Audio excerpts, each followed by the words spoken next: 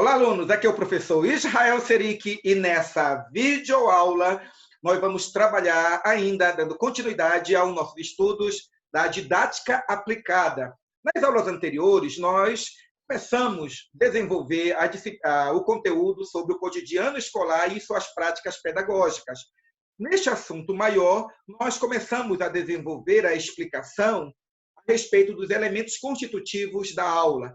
E quanto ao primeiro elemento que nós explicamos, nós afirmamos que o professor ele é aquele que proporciona momentos de reflexão e construção do conhecimento. Ele deve ser o mediador, o interlocutor, o promotor do diálogo, o provocador de processos educativos e o estimulador do grupo. Além disso, nós também falamos da importância dos recursos didáticos no processo ensino-aprendizagem. E quanto a estes, nós falamos que eles auxiliam o professor a pôr em prática o seu planejamento. Neste processo de recursos didáticos, é preciso utilizar materiais e ferramentas diversificadas para que o aluno perceba que existem vários processos e meios para se adquirir conhecimento. Também nós falamos que estes recursos didáticos eles servem como suporte para enriquecer as discussões teóricas.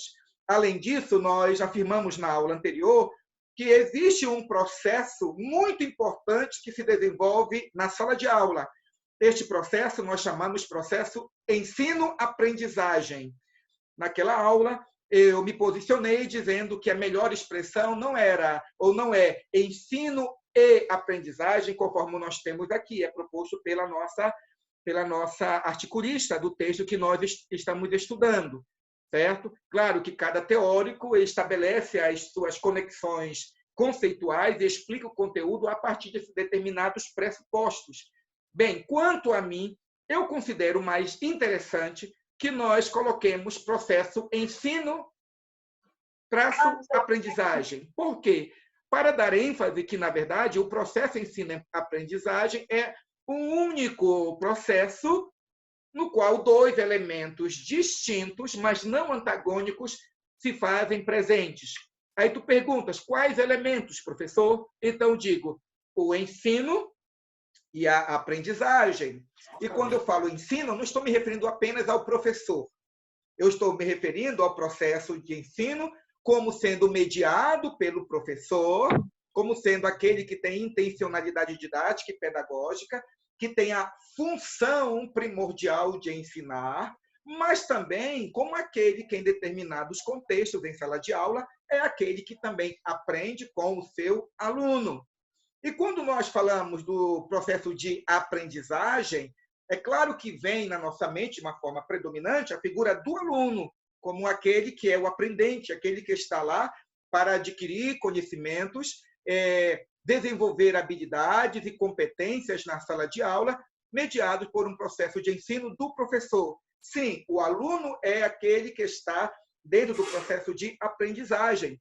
Contudo, o aluno, como um ser que também traz para a sala de aula conhecimentos prévios, que possui também uma cultura, uma experiência particular, ele também, em várias circunstâncias, ele pode estar dentro de uma outra posição. Que posição é essa? A posição também de ensinar para o seu professor.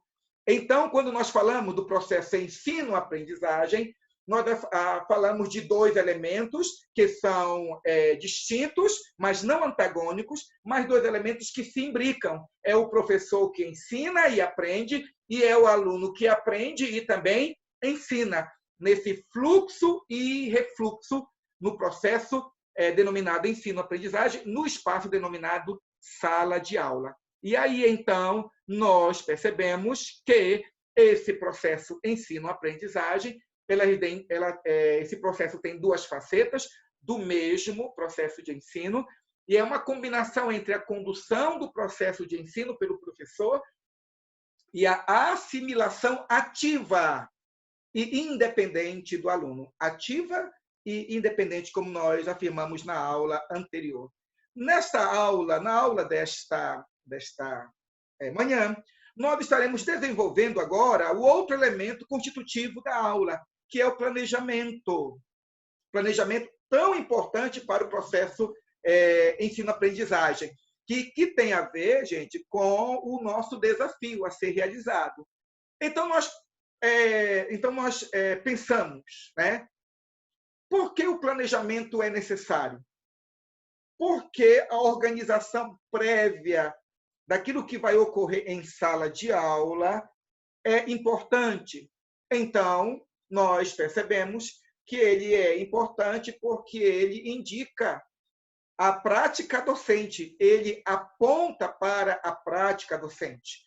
Isso quer dizer que o planejamento não é simplesmente uma intenção. O planejamento não é simplesmente um arcabouço teórico no qual o professor, pedagogo, que recebeu toda uma série de conceitos a respeito da criança, do processo de desenvolvimento cognitivo, desse professor que tem toda uma série de conceitos a respeito do aluno como ente social pela psicologia, pela sociologia da educação. Esse professor que recebeu todo um arcabouço teórico na didática, o qual, por essa disciplina, ele aprendeu a desenvolver, a escolher a melhor sequência didática para o ensino, né? O planejamento, então, não é simplesmente um aglomerado de conceitos teóricos colocados num papel frio, no qual o professor ele vai tão somente executar essa tarefa burocrática de planejar a sua aula e deixar, então, no arquivo ou enviar por e-mail para a sua coordenadora pedagógica. Não. O planejamento ele é uma peça importantíssima porque ele aponta para a prática do docente. Em outras palavras, aquilo que o docente fará em sala de aula, tudo que ele executará, a sequência na qual ele desenvolverá determinados conteúdos, ele assim fará porque previamente ele esteve na sua casa ou na própria escola e ele, refletindo sobre as características dos seus alunos, a importância do conteúdo a ser desenvolvido, a correlação entre o conteúdo a ser desenvolvido e os conteúdos anteriores, o conteúdo a ser desenvolvido e os conteúdos que serão ensinados lá à frente. Esse professor, diante do contexto social e econômico dos seus alunos, refletindo sobre a necessidade de tornar os alunos críticos e reflexivos, esse professor, diante do papel, diante das várias possibilidades de dar uma única aula, ele está selecionando procedimentos, ele está selecionando métodos, ele está selecionando material didático e uma sequência didática, porque efetivamente ele vai colocar em prática isso que ele está desenvolvendo no seu planejamento didático. Portanto, é preciso que se olhe esse planejamento não apenas como tão somente uma atividade burocrática, enfadonha, cansativa do professor. Um bom professor não é um bom professor sem um prévio planejamento científico da aula que vai ministrar. Científico que eu estou dizendo é a partir dos pressupostos teóricos aprendidos no curso de pedagogia, através da disciplina História da Educação, Filosofia da Educação, Psicologia da Educação, Psicologia do Desenvolvimento e tantas outras disciplinas fundamentais na formação do pedagogo. Portanto, planejar é pressuposto fundamental para a prática docente. E toda prática docente que não vem acompanhada do processo de planejamento mostra-se uma prática educativa, uma prática de instrução sem fundamentação teórica. E a possibilidade do processo de aprendizagem e a bancarrota não alcançar a sua eficácia, não conduzir os alunos a processos educativos criativos e eficazes, é muito grande. Quanto mais planejamos, a partir do conhecimento da realidade do aluno, da comunidade escolar, é maior a probabilidade dos nossos alunos desenvolverem muito bem o processo de aprendizagem. Portanto, gastemos tempo no processo de planejamento, porque ele é pressuposto fundamental para a ação prática do docente. A outra questão que nós precisamos perceber é o seguinte: esse planejamento ele deve ter uma característica fundamental, primordial. Ele tem que ser flexível e integrado com outras áreas do conhecimento. E quando eu falo flexível e integrado com as outras áreas do conhecimento, eu gostaria de colocar dois aspectos aqui. Primeiro, ele é flexível. Flexível quer dizer o seguinte, que você vai escolher a melhor sequência didática que você, dentro da sua experiência como professor, você já traz como uma sequência eficaz. Você já está 1 ano, 2 anos, 3 anos, 4 anos como alfabetizadora. E durante toda essa experiência como alfabetizadora, você foi aquela professora que aprendeu no curso de pedagogia de que toda experiência pedagógica é um cabedal de conhecimento para o refinamento da sua prática professoral. Então, a cada aula, o professor está analisando. A cada aula, o professor está vendo quais são os gargalos, quais são as dificuldades, quais são as abordagens, os modos de abordagem de determinado assunto que dá certo e que não dá. Durante todo o ato de ensino do professor, este deve estar atento aos processos facilitadores e às dificuldades que se elevam no processo de aprendizagem e na sala de aula. A partir dessa sensibilidade professoral que nós vamos alcançando durante os anos, essa sabedoria, essa competência como professores, vocês vão perceber que o bom professor ele nunca é rígido. Rígido no sentido, como nós já falamos em sala de aula, ele estabelece um único processo, um único padrão de ensino. Ele é maleável, ele está sujeito às mudanças, ele está sujeito a rever o seu planejamento. Ele pondera que o planejamento que ele executou em casa foi o planejamento o melhor que ele pôde naquele momento. Mas quando ele entra na sala de aula, quando ele interage com os alunos, de repente ele pode perceber que aquela sequência didática, que aquele material didático, que aquele método escolhido, de repente, não se adequou àquele momento no qual a sala de aula está fervilhando de outras perguntas ou em outro momento emocional da sala de aula. Por isso, o professor tem que ser flexível. Flexível significa eu projetei para os meus alunos, nesta aula, explicar sobre as mudanças dos estados físicos da água. O professor preparou material, preparou experiências e tudo mais. Chegou na sala de aula para ministrar esse assunto, de repente os alunos começam a fazer perguntas sobre os assuntos da aula anterior, correlacionado com o tema água. E o professor, que considera que o planejamento é flexível, de repente esse professor ele pode retomar os mesmos conteúdos, os mesmos conceitos e reforçar naquela aula, naquele dia, os conceitos anteriores.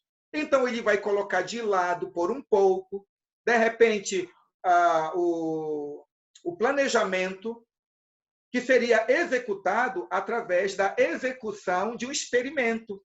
Ele deixa todo o material didático de lado, os elementos do experimento, de repente, na sua prateleira, dizendo: hoje eu não farei o experimento, eu farei amanhã. É essa flexibilidade que se espera do planejamento de alguém que tem uma formação pedagógica comprometido com o processo ensino-aprendizagem. Então, além de ser flexível, ou seja, esse planejamento está sujeito a mudanças de acordo com os mais variados fatores que interferem o bom andamento da sala de aula, esse planejamento ele deve ser integrado com as outras áreas do conhecimento. E aí é que eu gostaria de colocar essa integração com as outras áreas do conhecimento em dois aspectos. Observem, dois aspectos. Essa pergunta foi feita lá pelos alunos no chat, né? Professor, o que é esse planejamento integrado? Então, veja o que eu vou dizer. Duas coisas é preciso indicar. Primeiro, esse planejamento ele precisa ser integrado ao conhecimento da pedagogia como ciência da educação.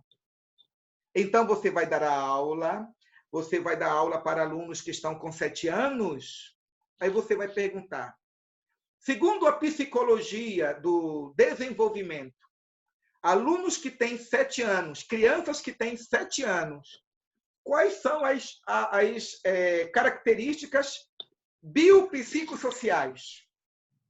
Quais são as características biológicas? Quais as características sociais? Né? Quais são as características cognitivas dessas crianças? O que elas podem fazer? Em média, né? Estou falando de teoria. Em média, essas crianças que estão com 7 anos, o que elas já estão, em média, habilitadas a realizar, e essas habilitações, como é que eu posso utilizar para melhor mediar o processo de alfabetização e letramento? Então, você está pegando uma área do conhecimento da pedagogia e trazendo para o seu planejamento, olhando os seus alunos pelas lentes da psicologia do desenvolvimento. Aí você vai fazer uma outra pergunta. Quem são esses meus alunos? Qual é a vivência deles? Quem são os pais deles? Pensando em Paulo Freire, você fará uma pergunta. Quais são as palavras mais comuns no vocábulo dos meus alunos? Quais são as palavras? O que eles mais falam? Quais são os fonemas? Quais são as sílabas? Quais são as letras que fazem parte do dia a dia deles?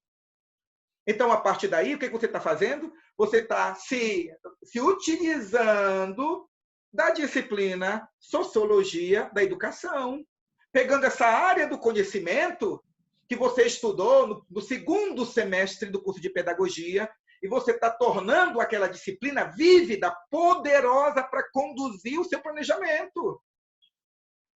E aí, então, você diz assim, nossa, eu estou lembrado que os meus alunos, na hora do recreio, estão brincando de adedonha, A, B, C, D. Estão lembrados? Sim. Por que eu estou dizendo isso? Porque a minha filha, a gatinha, com 7 anos, eu caminhando no Uber com ela, eu brincando com ela de adedonha, e nós estávamos brincando, animal com a letra M, macaco, enfim, e outros animais, que eu não estou lembrado agora.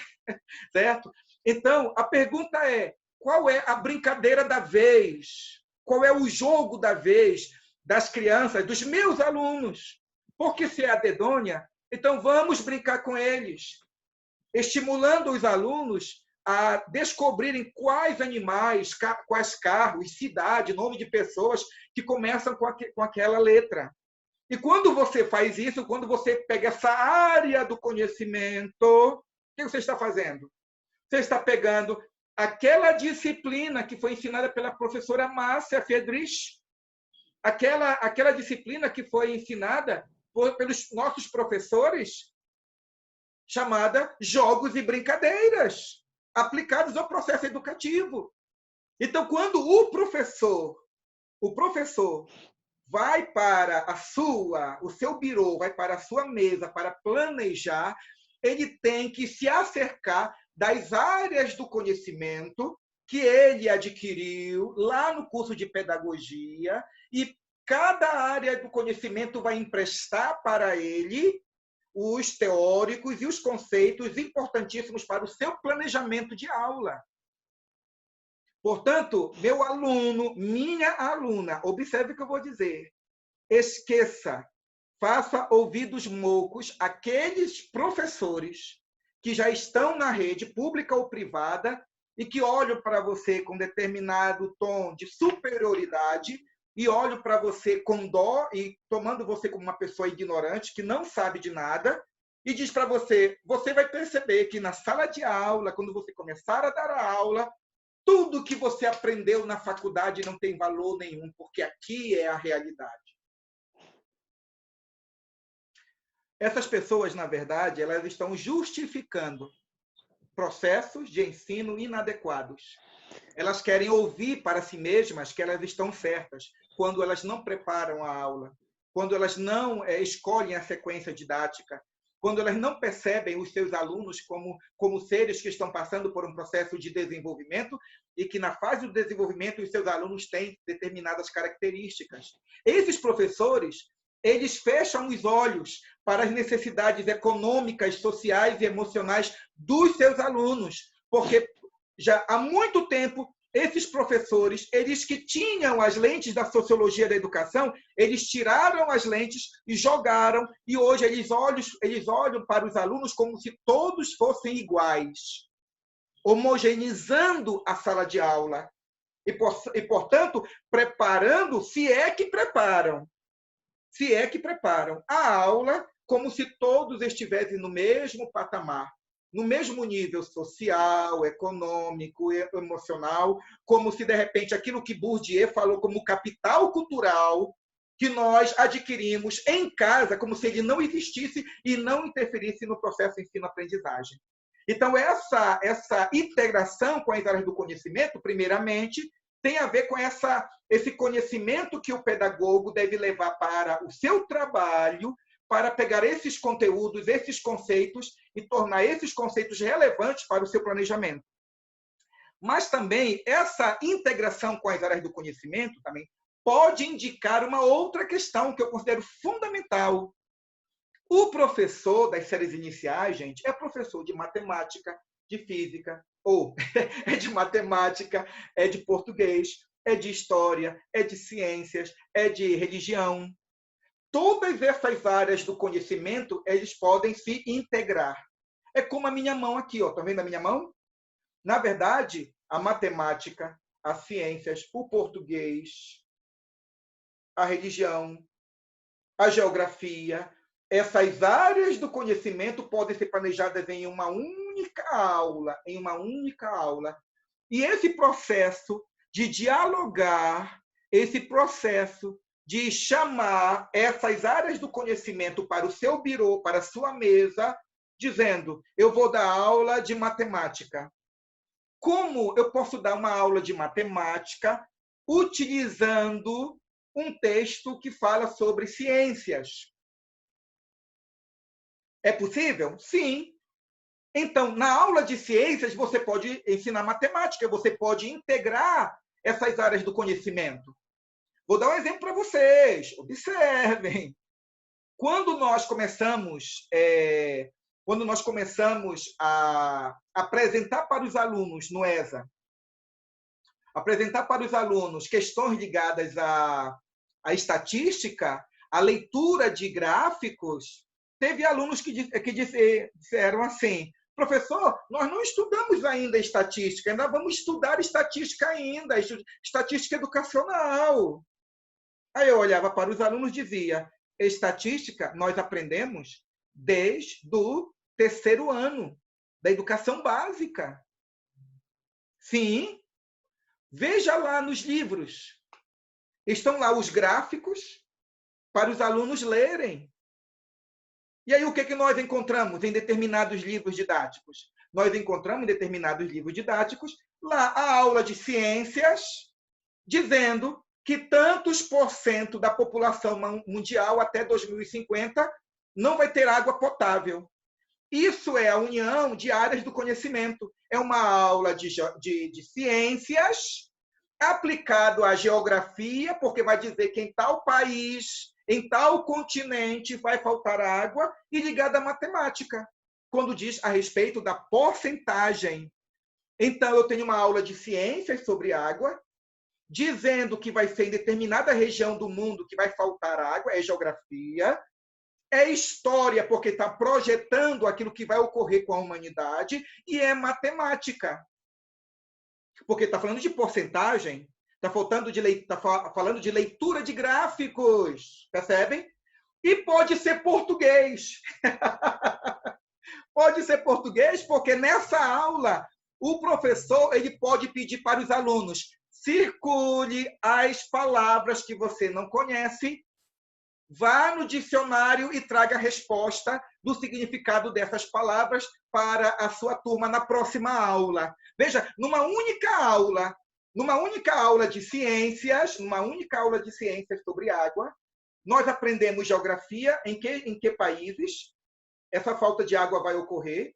Nós aprendemos história, porque é um registro, é um apontamento do que pode ocorrer em determinadas regiões do mundo. É matemática, porque vai falar de gráficos e porcentagem. E é português, porque o professor pode dizer, gente, vamos ler esse texto, todos juntos, pausados, vamos respeitar os parágrafos, vamos respeitar o ponto seguida, vamos ler a vírgula, vamos ver o que está ocorrendo com o texto, vamos interpretar o texto, e a interpretação do texto nada mais é do que o letramento. O letramento. E no português você vai ter o letramento, você vai ter a gramática, você vai ter a ortografia, e se você pedir para o aluno escrever, a caligrafia está presente. Tudo bem? Deu para entender, então, o que significa esse planejamento flexível e integrado? Portanto, uma única aula sobre água, você mobilizou várias áreas do conhecimento, competindo tão somente o professor integrar isso. Tem que estar na mente do professor. E aí é que está o professor que já esqueceu há muito tempo, sobre a sequência didática, sobre um planejamento integrado. É claro que ele não vai perceber isso. Ele vai dizer, não preciso de planejamento. Você vai perceber que quando você entrar na sala de aula, tudo que você aprendeu no curso de pedagogia não serve para nada. É somente teoria. Isso só demonstra, gente, a qualidade dos professores que falam isso para vocês.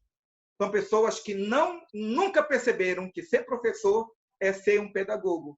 E o pedagogo é o cientista da educação. Além disso, é preciso também perceber a avaliação contínua, a reflexão sobre a prática diária. Ou seja, quando há um planejamento, você possibilita ter um parâmetro de avaliação. Se você não planeja, o que ocorre na sala de aula ocorreu e pronto. O que devia ocorrer ao sabor das circunstâncias. Agora, quando você planeja, quando você coloca os objetivos, o objetivo geral, e você estabelece os objetivos específicos, tem como você, ao final da aula, diante do planejamento, tem como você ler o objetivo e dizer, ao final da aula, o aluno será capaz de escrever, ler, comparar, analisar, verbalizar, todos os verbos no infinitivo. Sem planejamento, você falou, os alunos fizeram, e não tem como avaliar, não tem como saber se algum objetivo foi alcançado. Na medida que o planejamento ele é feito, o planejamento se torna um parâmetro de análise. E nós vamos ver que esse parâmetro de análise tem a ver com o professor e tem a ver com o aluno. O planejamento vai apontar se você escolheu os recursos corretos, se você desenvolveu a sequência didática adequada, se você utilizou a linguagem adequada ao aluno. O planejamento vai dizer para você se o aluno, ao final da aula, alcançou ou não aqueles parâmetros de execução, aquela habilidade, aquela competência. Então, o planejamento ele é fundamental para o processo avaliativo. E se não há processo avaliativo, gente, não há processo de desenvolvimento do processo ensino-aprendizagem. Então, é preciso planejar a partir de uma perspectiva de que o professor ele é um pedagogo, e o pedagogo é um cientista da educação, e ele não pode prescindir de todas as disciplinas que ele estudou no curso de pedagogia. Por fim, esse planejamento ele oportuniza a organização do trabalho do professor. E então você vai ver no planejamento dos professores da rede pública. Está escrito lá. Né? Primeira coisa que está escrito no planejamento, acolhida. O professor sabe o que vai fazer lá. Ele sabe que ao entrar na sala de aula, e após os alunos estarem todos lá assentados, ou não assentados, né? Mas naquele burburinho, naquela fusaca, naquela gritaria, naquela coisa borbulhante, empolgante, né? Certo? O professor sabe que tem de dizer, gente, olha, vamos nos assentar, ou vamos ficar em roda, nós vamos cantar, nós vamos conversar um pouco. Gente, quem faltou hoje? Ah, o João, né? Falando de alfabetização e letramento. Ah, João. Gente, João começa com que letra? Ah, com a letra J. Quem mais faltou? Quem está presente? Ah, Maria. Maria começa com que letra? Com a letra M, né? Ou o próprio professor na sala de aula, quebrando o gelo, chamando os alunos para o estudo. Gente, bom dia, boa tarde, né? Como é que vocês foram esses dias? Como é que foi o final de semana? Alguém tem alguma coisa nova para contar? Alguém viu uma curiosidade que gostaria de compartilhar com a gente? Pode falar. Então, nesse planejamento, o professor ele vai para a sala de aula, mas ele não vai às cegas. Ele sabe o que vai executar. Ele sabe que depois desse quebra-gelo, ele vai corrigir os conteúdos anteriores, o dever de casa. Depois que ele corrigir o dever de casa, ele sabe que se ele vai dar aula de português, de matemática, de geografia, ele sabe se ele já deve, ao entrar na sala de aula, ele já sabe se deve ou não ligar o data show. Se ele for preparar, se ele preparou um experimento para a aula de ciências ligado à energia elétrica, ele sabe se ele deve ou não chegar antes, com tempo, pelo menos de 1 hora ou de meia hora, para preparar uma bancada. Quando os alunos chegarem, todo o material vai estar organizado para que os alunos possam se aproximar daquela bancada e o professor executar a aula. Então, o planejamento, ele viabiliza que o professor ele dê a sua aula de uma forma sistemática, organizada, executando aquilo que nós já ouvimos diversas vezes na aula de didática. Ele estará executando a sequência didática escolhida para desenvolver o processo ensino, aprendizagem e ensino do aluno e aprendizagem do professor, porque nessa sala de aula haverá espaço para flexibilidade. Ele planejou executar o experimento, mas algum aluno vai levantar a mão e vai dizer, professor, eu assisto tal canal do YouTube, que tem um canal para criança, que tem vários experimentos. E tem um experimento, por exemplo, da eletricidade, que o tio lá pegou um balão e ele esfregou o balão na flanela e colocou no cabelo de uma criança e o cabelo levantou. Aí você não vai perder essa oportunidade. Você não vai dizer, olha, tudo bem, você ouviu, mas a nossa aula hoje é esse experimento. Você não fará isso. Você é um pedagogo. Você sabe que a sala de aula é um espaço de aprendizagem, de ensino, de desenvolvimento do aluno. Então, você vai finalizar o experimento que você planejou. E como o planejamento é flexível, você vai oportunizar a esse aluno a ele executar, ele ensinar o que ele aprendeu nas mídias digitais. E assim o processo ensino-aprendizagem será dinâmico, será empolgante, e os alunos eles estarão desenvolvendo habilidades relacionadas à cognição, habilidades relacionadas ao raciocínio lógico, à oralidade, à liderança, e assim por diante. Portanto, quando nós falamos de planejamento, nós estamos falando daquele elemento fundamental do processo ensino-aprendizagem. E o que nós queremos dizer com isso, então? Nós queremos dizer que, pelo planejamento, o professor ele estabelece o fundamento da sua prática docente. O planejamento, que é o fundamento da prática docente, ele deve ser flexível e integrado tanto ao conhecimento das disciplinas do seu curso de pedagogia, mas ele também tem que ser integrado às outras disciplinas ou áreas do conhecimento que ele leciona. Esse planejamento ele deve contribuir para uma avaliação contínua, porque o planejamento estabelece parâmetros a serem alcançados. E, por fim, o planejamento ele possibilita a organização da sua aula. E aí nós vamos, por um breve momento, deixar essa nossa videoaula para que, em uma outra oportunidade, nós retornemos para explicar um outro assunto, um outro elemento constitutivo da aula. Até a próxima aula, gente. Até mais!